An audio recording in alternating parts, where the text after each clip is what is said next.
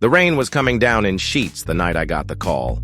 My name's Felix Mercer, private investigator, and in this line of work you get used to seeing things that don't make sense. But nothing in all my years prepared me for what I found on a lonely stretch of Massachusetts asphalt they call Route 44. The job was simple, or so I thought. A distraught widow named Mrs. Evelyn Carter walked into my office, clutching a locket and an old photograph.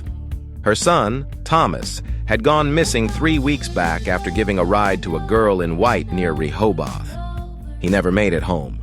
No car, no boy. Just an empty road and a ghost story that was older than the dust on my fedora.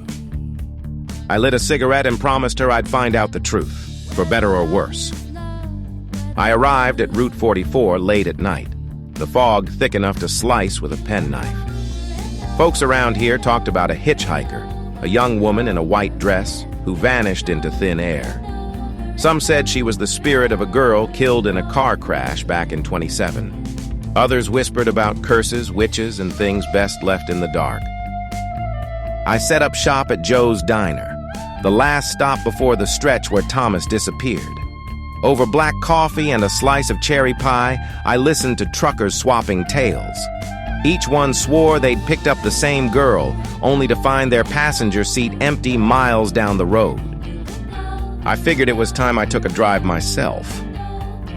At midnight, I rolled down the cracked windows of my Packard and cruised slow along Route 44. The headlights cut through the mist, turning trees into gaunt skeletons.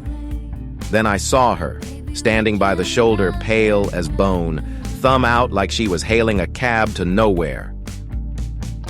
I pulled over. She slid into the seat, eyes like storm clouds, voice soft as a lullaby. "Thank you," she said. We drove in silence until she turned to me, fingers cold as ice on my wrist. "I never made it home," she whispered, and just like that, she was gone. I slammed the brakes. The seat beside me was empty, but the chill lingered. Back at Joe's, I grilled the locals again. One old-timer, Gus, said her name was Mary Ellen, a factory worker who died on her wedding night when her Model T skidded off the road. Some say her fiancé was behind the wheel. Some say she was running away. I checked the town records, and sure enough, there it was. Mary Ellen Hargrove, deceased July 16th, 1927, buried in Rehoboth Cemetery. I needed answers, dead or alive. I paid my respects at Mary Ellen's grave, but something didn't sit right. The soil was fresh, too fresh. And there, half buried in the dirt, was Thomas Carter's locket, the one his mother gave me. My stomach twisted. That's when I heard it, the faint sob of a woman. I turned and saw her. Only this time her face wasn't sorrowful. It was twisted with rage. "You lied," she hissed. "You promised you'd come back." After some digging and a few stiff drinks, I pieced it together. Mary Ellen wasn't running from her wedding. She was running from something worse. Her fiancé, a man named Edwin Boyle, was a known brute. Rumor had it he drove her off the road on purpose. Ever since, she'd been stuck in some kind of loop, searching for a ride home that never came. And Thomas Carter? He was just another poor soul who tried to help. I had a choice. Leave the past where it lay, or help Mary Ellen finish her journey. So I drove back to Route 44 one last time. She appeared, as always, by the roadside. I unlocked the door.